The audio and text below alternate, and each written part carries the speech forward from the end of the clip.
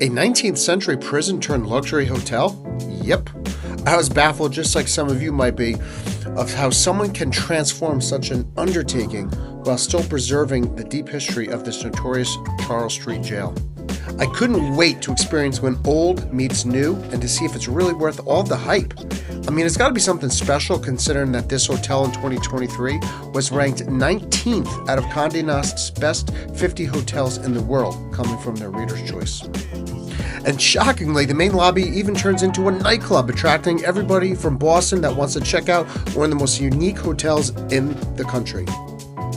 In desperate need to replace the Leverett Street Jail, the famous architect Gridley Bryant designed this Charles Street Jail, and construction started in 1848 and was completed in 1851, ready and open for business to greet their new guests. On the outside, at least, they did a pretty good job of keeping it looking really almost the same. And to give a comparison of what it looked like in yesteryear to now, you can see they tried their best to mix a luxury hotel but keep the deep roots of what the jail used to look like. In the front, you could still see where they left the doorframe intact where inmates would enter. And to most people, when you look at this concrete footing, it just looks like a nice slabbed concrete blocks. But in actuality, these are markers of where the original jail wall used to be. So with all that being said, I want you to sit back, get yourself comfortable, as Passport Plan checks out one of the most unique hotels. And of course, you go up this lovely escalator, and it'll take you up to the main lobby, or as I call it, the yard. And as you reach the top of the escalator, you'll notice that you are flanked by 3 levels of balconies. They're not your normal balcony. These are supposed to mimic the catwalk of the old jail. And even some of them actually being original, including the rooftop here with the original wood. We were greeted, we were checked in, and each guest was given a lovely, bubbly glass of champagne.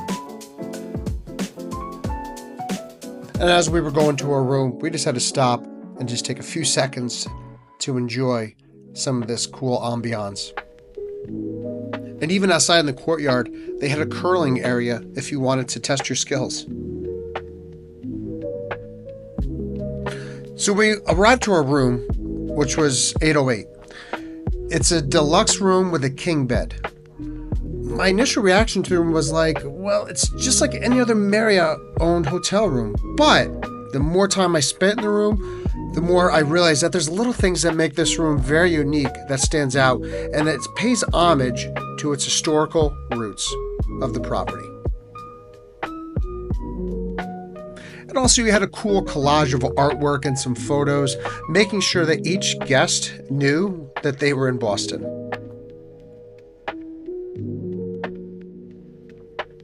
From an old framed letter to some old antique keys that might have very well been in this jail at one point. And of course, you also have your little mini bar for an exuberant amount of money.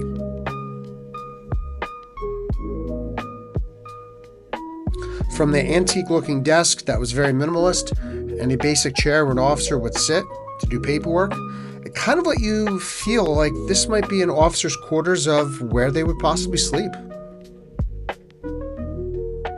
And of course, you have an old iron-looking end table that looks like an old safe, but lo and behold, it actually holds a mini fridge and some snacks. And lastly, the bathroom. What could we find that could have any possible ties to a jail?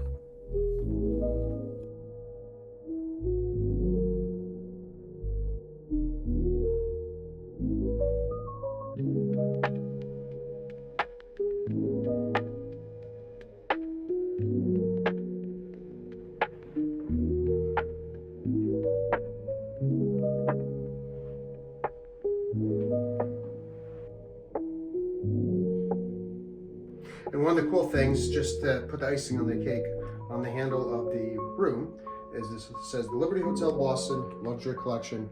But the cool part is that it says solitary with a cool little key, as if you're actually in a jail cell, and it has a traditional loop, which is pretty cool. And you can actually buy this, which is I think around like $30. So Nice little finishing touch on the room. Instead of the traditional do not disturb card that you hang on the doorknob, you just hang this outside the door and put solitary facing out, notifying the staff that you need some confinement alone and in peace. So as I got done touring my room, I went outside as I saw the sun was setting beautifully on the hotel. So just to rewind for a second, when I first checked in, I asked if I could speak to someone in PR or one of the managers in regards to getting a tour of this historic hotel. I told them that I was doing a review on my channel, and I was introduced to the director of operations. His name is Jonah, and he's been with the hotel for many years, he said. He was above accommodating and took us to many behind the scene areas that I never thought I would be able to see. So the jail right here, this portion right here is right there. This is the yard. And it was built originally, if you can see, it used to go all the way out here. It was built almost like a cross. Right, so this was lower end, higher end, and then the two short parts right here. This was built in 1851, closed in 1990. And Jonah pointed out in the brick where a window was cut out, and that was where the officers would watch the inmates that were either on suicide watch or were more dangerous than the others in the general population. And he also told us to make note that all the brick here is all original to the jail. So we were really all over the place, but Jonah ended up taking us up to the 5th floor, and while we were chatting on the catwalk, he said he loves being up here because he gets a great bird's eye view of things when events are going on. He added just about almost every day there's something going on. On Mondays, you have an art gallery that takes place. On Tuesdays, you have a blues band. On Wednesday, you have a jazz band. And on Thursday, he was excited to share that they have an event called FLT, which stands for Fashionably Late Thursday, which is a fashion show that takes place. And of course, on the weekends, you have a DJ that kicks off around 9:30, and I cannot wait to check that out. He also went on to add that the 4th and 5th floors are predominantly used for banquets, such as either weddings or special events. But if you wanted to have a drink and watch the scenery and people watch, this is the place to be. And I apologize about the lighting here because there was this blue light that was shining down into the main lobby, so I'm trying to get the best angle I can. So when Jonah was showing me up here, he also gave me a cool little fun fact that when they were fixing the roof before the hotel opened, they discovered about 3 feet of pigeon poop. And it cost about $350,000 to remove it all, which is ironically just about the same amount of money to build the jail back in 1851. And then Jonah, we went back on the 4th floor, which he explained was just predominantly used again for banquet space, special events, that nature. But what was really cool was in some of these rooms, the view of the city was spectacular.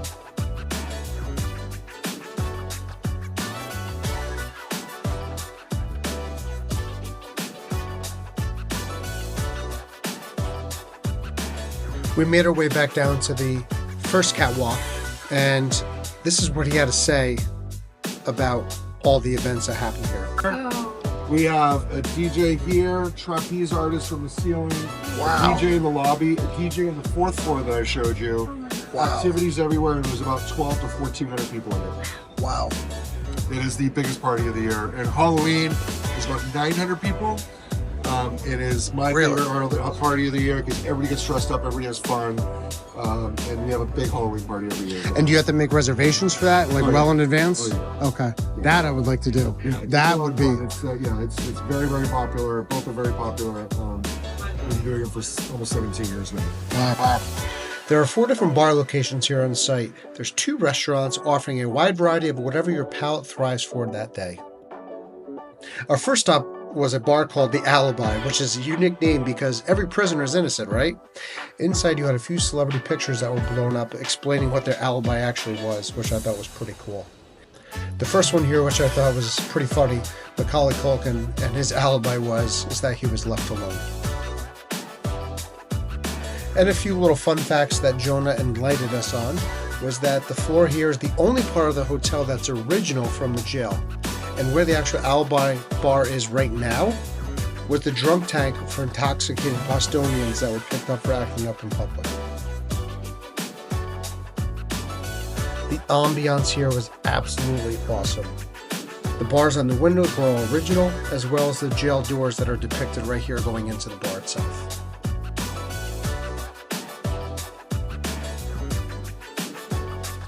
So the next restaurant we visited, which is also on the first floor, is called Scampo, which its menu is crafted by Boston's own Lydia Shire. Lydia is known as one of Boston's best chefs, and if there was a Michelin star available in Boston, I was told she deserves it. And yeah, she's a pretty big deal around Boston and the New England area, and I just wish she was there tonight to talk to her. And this is just another example of how well I was treated here. I was always greeted with a smile and a handshake of everyone who I was introduced to, and I was told not to hesitate if I ever needed anything.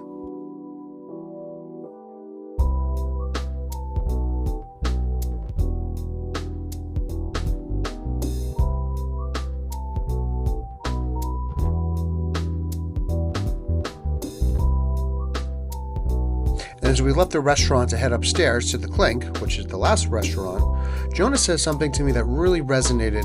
When you have a job that you really enjoy, guests can really see that. I mean, I left for 10 years here. Every day when I come to work, I still in awe every time I look up when I walk in the door because it never gets old. You can't build this right?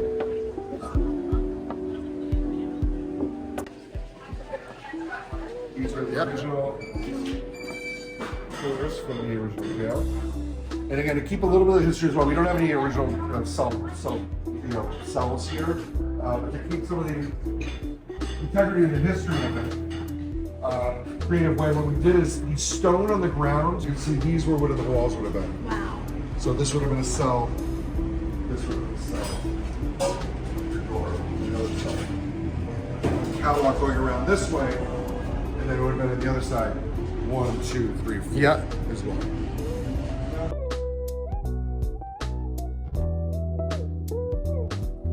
So after we visited the Clink restaurant, we had this rare opportunity that Jonah said we can get a real quick tour of their premier suite called the Ebersol, which is their biggest on the property. And you must ask, how much will this cost you per night? Just around $2,000 depending on the day. So you're gonna have to dive into your pockets.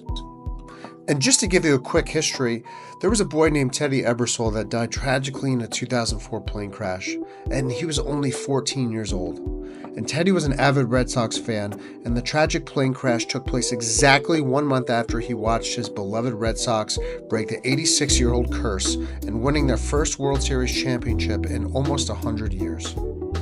So the Liberty Hotel knew it would be fitting to name this presidential suite after one of Boston's die-hard fans that tragically couldn't be here to see Boston win more championships in the future. And that's why you will see the 1,600-foot residence decked out in Boston Red Sox memorabilia, signed by some of the most storied Boston athletes and Hall of Famers.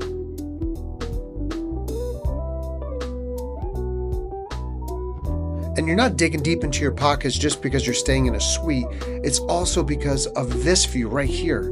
It is the very best view that the Liberty Hotel has to offer, and I think it's one of the best views I have ever seen in Boston itself. And you have an incredible view of the Charles River here, and with the hotel being situated in Beacon Hill, you get a great view of one of the most expensive neighborhoods in all of Boston.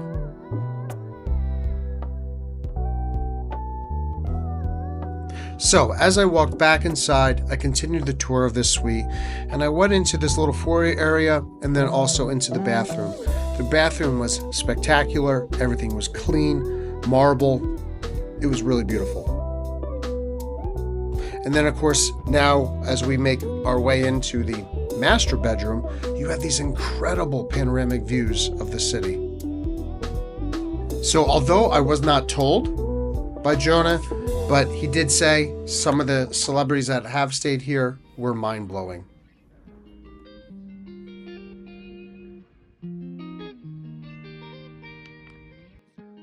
So sadly, it was the end of our tour. Jonah, to our surprise, said that one of the suites was available and asked if I wanted it. And of course, my typical response was, "Does a bear like honey?" And wow, I cannot wait to show you what this suite is like. So we packed up our belongings and we were headed to room 1401. We open up, boom. This is unbelievable. You're in a living room area, and this is just part one of the many rooms in here. But what is spectacular is this view of Boston. So I didn't even realize this, but when you walk around, I just thought that this was maybe just a little cubby, but nope. You have a second bathroom besides the master one.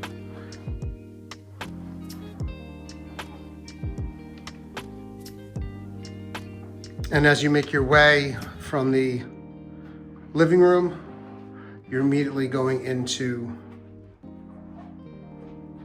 the master bedroom.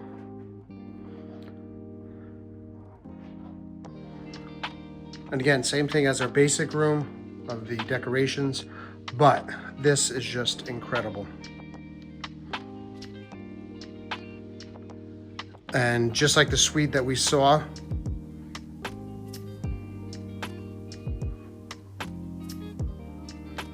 the master bathroom, you have a beautiful stand-up shower, of course, bathtub.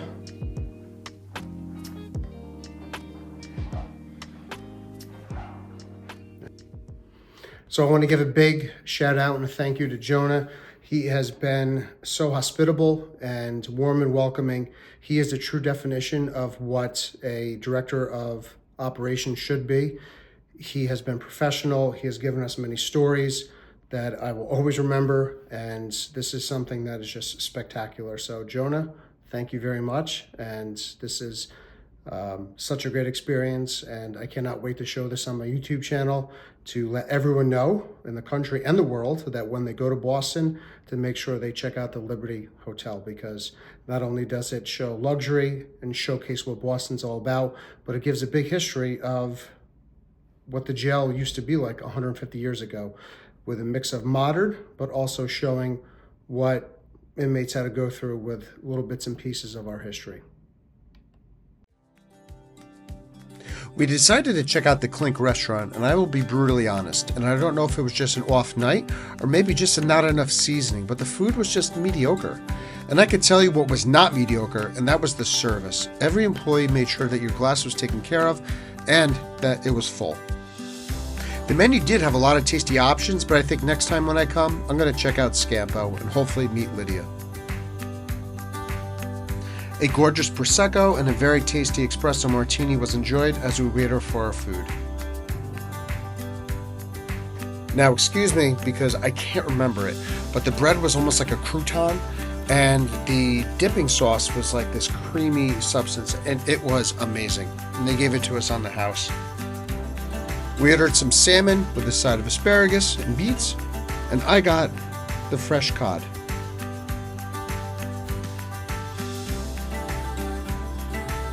So after our food was digested, we ended up just hanging out, people watching on the catwalk. And before you know it, the lobby turned into a nightclub, and we were just doing some people watching before we went down and took part of the festivities.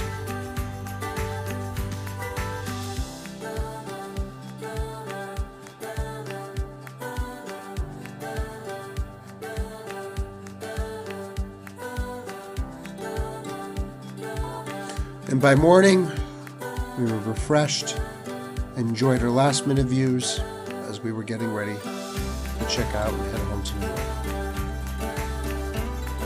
So as we packed our bags and head to the lobby to hang out, get some food, I totally forgot that Jonah mentioned here as we were down below that this is actually authentic and real, this catwalk here, and also the bars here. This jail has housed some very notable figures, such as Boston mobster Whitey Bulger, Malcolm X, and even World War II German POWs from a submarine. So just sit back and think for a second. Imagine if these walls could talk. These original bricks from back from 1850, what they have seen, what they have heard.